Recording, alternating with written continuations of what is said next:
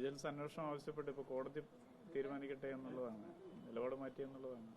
Vigilance കോടതിയിൽ നിലപാട് മാറ്റി എന്ന നിലയ്ക്കുള്ള ഒരു പ്രചരണം, അത് ആ കേസിൻ്റെ കണ്ടൻസ് വേണ്ട പോലെ മനസ്സിലാക്കാത്തതുകൊണ്ടോ ഉൾക്കൊള്ളാത്തതുകൊണ്ടാണ് അങ്ങനെ വരുന്നതെന്നാണ് എനിക്ക് തോന്നുന്നത്.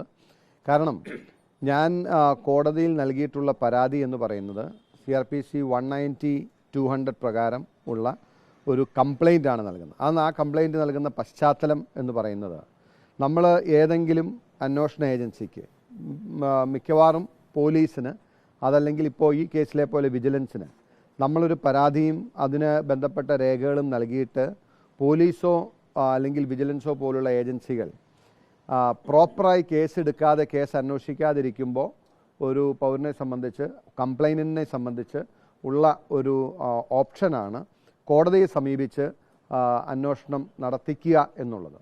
അപ്രകാരം നമ്മൾ കോടതിയെ സമീപിച്ചാൽ രണ്ട് സാധ്യതകളാണുള്ളത്. കോടതിയുടെ മുമ്പിലും രണ്ട് സാധ്യതകളാണുള്ളത്. ഒന്ന്, അന്വേഷണ ഏജൻസിയോട്, അത് പോലീസാണെങ്കിൽ പോലീസ്, വിജിലൻസ് ആണെങ്കിൽ വിജിലൻസ് നോട് അന്വേഷിക്കാൻ പറഞ്ഞ് 156(3)ൽ വേണമെങ്കിൽ ആ കംപ്ലൈൻറ്റ് അങ്ങോട്ട് ഫോർവേഡ് ചെയ്യാം. അതാണ് ഒരു ഓപ്ഷൻ. രണ്ടാമത്തെ ഓപ്ഷൻ എന്ന് പറയുന്നത്, കോടതി തന്നെ ഈ കേസിൻ്റെ മെറിറ്റ് പരിശോധിക്കാൻ തീരുമാനിക്കുകയും കോടതി തന്നെ എവിഡൻസ് പരിശോധിച്ച് വേണ്ടത്ര തെളിവുകളുണ്ട് എങ്കിൽ കേസ് എടുത്ത്, കോഗ്നിസൻസ് എടുത്ത്, കേസെടുത്ത് രജിസ്റ്റർ ചെയ്ത് നമ്പർ ഇട്ട് പ്രോസിക്യൂഷൻ നടപടികളുമായി മുന്നോട്ട് പോകാം. ഈ രണ്ട് ഓപ്ഷനാണ് ഉള്ളത്. അത് നോർമലി, അല്ലെങ്കിൽ അത് നിയമപരമായി അത് ആ തീരുമാനം എടുക്കേണ്ടത് കോടതി തന്നെയാണ്. പക്ഷേ ഞാൻ ഈ പരാതി ഫയൽ ചെയ്തതിന് ശേഷം സ്വാഭാവികമായിട്ടും ഉണ്ടായിരുന്ന ഒരു പ്രസംഷൻ അല്ലെങ്കിൽ ഒരു ഊഹം, അല്ലെങ്കിൽ എല്ലാവരും പ്രതീക്ഷിക്കുന്നതെന്ന് പറയുന്നത്, ഈ പരാതി വിജിലൻസിന് ഫോർവേഡ് ചെയ്യണം എന്ന് ആവശ്യപ്പെട്ട് വിജിലൻസിന് ഫോർവേഡ് ചെയ്യുകയാണെങ്കിൽ പിണറായി വിജയന് ആ സ്ഥാനത്ത് പിന്നീട് അദ്ദേഹത്തിന് വിജിലൻസ് വകുപ്പ് ഹോൾഡ് ചെയ്യാനോ ആഭ്യന്തരമന്ത്രിയെ തുടരാനോ കഴിയില്ല എന്നുള്ള സാഹചര്യം ഉടലെടുക്കും. ഇതിനു മുമ്പ് അങ്ങനെയുള്ള ഇൻസ്റ്റൻസും ഒക്കെ ഉള്ളതുകൊണ്ട് സ്വാഭാവികമായിട്ടും വിജിലൻസിന് പരാതി ഫോർവേഡ് ചെയ്യിപ്പിക്കാൻ വേണ്ടിയിട്ടാണ് ഞാൻ പരിശ്രമിക്കുക എന്നാണ് സ്വാഭാവികമായിട്ട് എല്ലാവരും ആ നിലയ്ക്കാണ് അതിനെ കണ്ടിരിക്കുന്നത്, അല്ലെങ്കിൽ കണ്ടിട്ടുള്ളത്, അങ്ങനെയാണ് ഊഹിച്ചിട്ടുള്ളതെന്നാണ് ഞാൻ മനസ്സിലാക്കുന്നത്. പക്ഷേ ഇതിപ്പോൾ വിജിലൻസിന് ഫോർവേഡ് ചെയ്താൽ എന്താണ് സംഭവിക്കുക? വിജിലൻസിന് ഫോർവേഡ് ചെയ്താൽ ഒരുപക്ഷെ പിണറായി വിജയന് ആ വകുപ്പ് ഒഴിയണമെന്ന് ആവശ്യപ്പെടുകയും വകുപ്പ് ഒഴിയുകയും ചെയ്യാൻ കഴിയുമായിരിക്കും. പക്ഷേ പിന്നീട് വിജിലൻസ് ആ കേസ് വാങ്ങി വെച്ചതിന് ശേഷം ഞങ്ങൾ അന്വേഷിച്ചുകൊണ്ടിരിക്കുന്നു എന്ന് പറഞ്ഞ് വർഷങ്ങൾ തള്ളി നീക്കാനും, അതല്ലെങ്കിൽ പ്രോസിക്യൂഷൻ സാങ്ഷൻ ലഭിക്കാത്ത സാഹചര്യത്തിൽ അത് പറഞ്ഞ് ആ കേസിനെ വേണമെങ്കിൽ മടക്കുകയും ചെയ്യാം. ഞാൻ ഈ കേസിൻ്റെ ഈ എൻറ്റയർ വിഷയത്തിൽ ഞാൻ സ്വീകരിച്ചിട്ടുള്ള നിലപാട് എന്ന് പറയുന്നത്, എൻ്റെ ആദ്യ പടി എന്ന നിലയിൽ ഈ കേസിലെ യഥാർത്ഥ വശങ്ങൾ ജനങ്ങളെ ബോധ്യപ്പെടുത്തുന്ന പ്രക്രിയ ആദ്യം ഞാൻ പൂർത്തിയാക്കി. എനിക്ക് എൻ്റെ കയ്യിലുള്ള തെളിവുകളും രേഖകളും ഇതിൻ്റെ സാഹചര്യങ്ങളും എല്ലാം ജനങ്ങളെ ബോധിപ്പിക്കുന്ന ആ ഒരു പ്രോസസ്സ് കഴിഞ്ഞു. ഇനി കോടതിയിൽ ഈ തെളിവുകൾ നൽകുക എന്നുള്ളതാണ്. അതുകൊണ്ടാണ് ഇന്ന് കേസെടുത്തപ്പോൾ കോടതിയിൽ ഇത് സംബന്ധിച്ച് തെളിവുകൾ നൽകുന്നതിനും മൊഴി നൽകുന്നതിനും ഈ കേസ് മുന്നോട്ട് കൊണ്ടുപോകുന്നതിനും എൻ്റേതായ നിലയ്ക്ക് ഞാൻ തയ്യാറാണ് എന്ന് പറയാൻ കാരണം, ഇന്ന് കേരളത്തിലെ ജനങ്ങൾ ഈ കേസ് പിണറായി വിജയൻ്റെ വിജിലൻസോ പോലീസോ അന്വേഷിച്ചാൽ നീതി കിട്ടുമെന്ന് കേരളത്തിലെ ഒരാളും വിശ്വസിക്കുമെന്ന് ഞാൻ കരുതുന്നില്ല. കാരണം എല്ലാ നിലയ്ക്കും മുഖ്യമന്ത്രിക്ക് പരിചയ തീർക്കുന്ന, മുഖ്യമന്ത്രിയെ സംരക്ഷിക്കാൻ ശ്രമിക്കുന്ന അന്വേഷണ ഏജൻസികളാണ്, പോലീസാണെങ്കിലും വിജിലൻസ് ആണെങ്കിലും.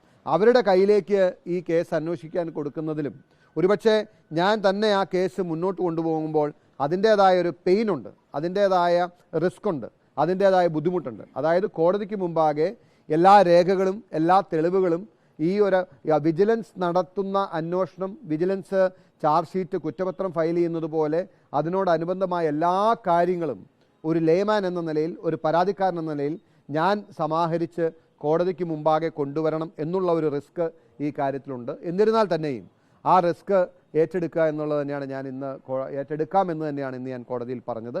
കാരണം ഈ കേസ് വിജിലൻസ് പ്രോസിക്യൂട്ട് ചെയ്യുന്നതിനേക്കാളും എഫക്റ്റീവായി, സത്യസന്ധമായി, സുതാര്യമായി, ആത്മാർത്ഥമായി പ്രോസിക്യൂട്ട് ചെയ്യാൻ എനിക്ക് കഴിയും എന്ന പ്രതീക്ഷയാണ് എനിക്കുള്ളത്. അതിൻ്റെ വെളിച്ചത്തിലാണ് കോടതി മുമ്പാകെ എല്ലാ രേഖകളും എല്ലാ തെളിവുകളും സമർപ്പിച്ച് ഈ കേസ് മുന്നോട്ട് കൊണ്ടുപോകാനാണ് ഞാൻ ആഗ്രഹിക്കുന്നത് എന്ന നിലപാട് സ്വീകരിച്ചത്. അത് നിലപാട് മാറ്റമല്ല, മറിച്ച് ഈ കാര്യത്തിലുള്ള ശക്തവും വ്യക്തവും സുവ്യക്തമായ നിലപാട് തന്നെയാണ്. ഈ കേസിന്റെ ഹർജി കൊടുക്കുമ്പോഴുള്ള പ്രയർ തന്നെയാണോ ഇത്? അല്ല, ഹർജിയിൽ നമ്മളങ്ങനെ പ്രയറായിട്ട് ഇന്നതെന്ന് പറയില്ല. ഹർജി ഇത് യഥാർത്ഥത്തിൽ കോടതിയാണ് തീരുമാനിക്കുന്നത്.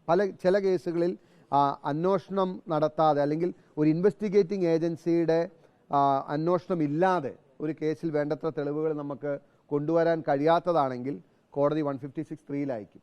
അതല്ല, കോടതിക്ക് തന്നെ ബോധ്യപ്പെടുകയാണ് ഈ കേസ് എവിഡൻസും ഡോക്യുമെൻസും എല്ലാം കൊണ്ടുവരാൻ കഴിയുമെന്നുണ്ടെങ്കിൽ കോടതിക്ക് തന്നെ ഈ സ്റ്റേജിൽ എൻക്വയറി നടത്താൻ കഴിയുമെന്ന് അങ്ങനെ പ്രൊസീഡ് ചെയ്യും. അപ്പോൾ ആ രണ്ട് ഓപ്ഷൻസും ഓപ്പൺ ആക്കി വെച്ചുകൊണ്ടാണ് നമ്മൾ ഹർജി ഫയൽ ചെയ്ത് അങ്ങനെയാണ് ചെയ്തിട്ടുള്ളതും. അത് സംബന്ധിച്ച ചോദ്യം കോടതിയിൽ നിന്ന് വന്നപ്പോഴാണ് ഇപ്പോൾ ഈ നിലപാട് പറഞ്ഞത്. ഈ കോടതിയുടെ ഇടപെടലിലൂടെ കുറച്ചുകൂടെ സുതാര്യമാകും എന്നുള്ളത് കൊണ്ടാണ് ഇങ്ങനെ ഒരു...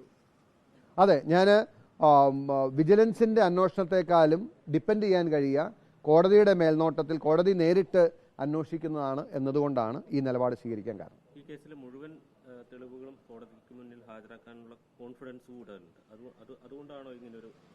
അതൊരു കോൺഫിഡൻസ് കൂടുതലെന്നോ അമിതാത്മവിശ്വാസം എന്നോ ഒക്കെ വേണമെങ്കിൽ പറയാം.